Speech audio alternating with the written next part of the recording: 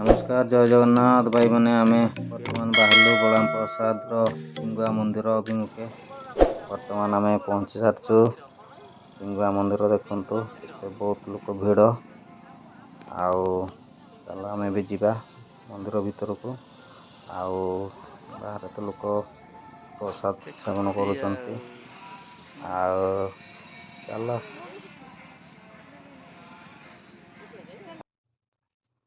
आम मंदिर भीतर को एंट्री करूँ। ये आमर बलराम प्रसाद पिंगुआ मंदिर आम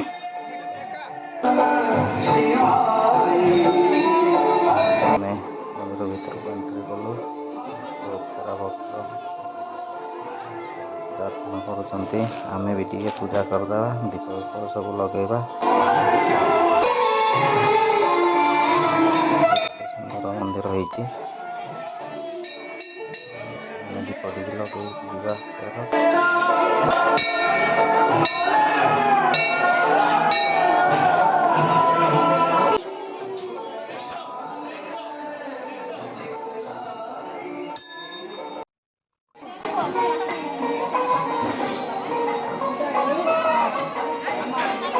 हनुमान जी को टे दर्शन करदे। जय श्री राम। मंदिर चारिपाखे टे बुलीदे चलतु मैंने जदि देखी ना देखु थे आसिकी ये हूँ आमर बाटी आमको मंदिर चारिपाखे बुलाऊँ। चल आग को जीवा।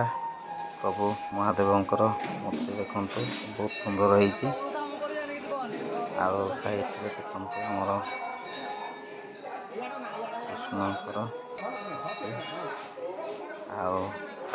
प्रभु जगन्नाथ बलभद्र सुभद्रा मूर्ति फेर। जय जगन्नाथ। राम लक्ष्मण सीता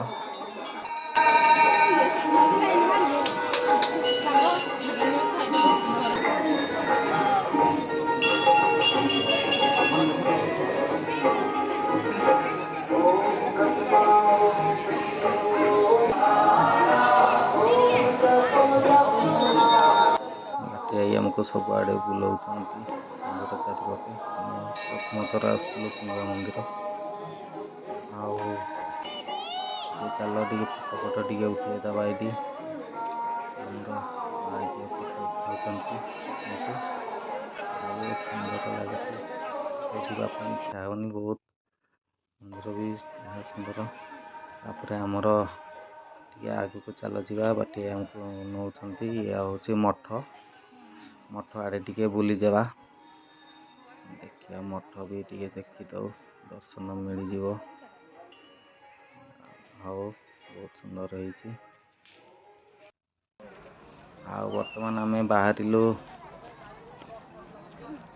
प्रसाद सेवन करने बर्तमान आमर पहुँची गलु प्रसाद सेवन जगार हाथ पात धोई आसलु से जन को खाऊ बहुत टेस्टी होती सब भाई मैंने भक्त मैंने सब खाऊ आम भी नंबर ठिया गलु आम भी टे प्रसाद पाई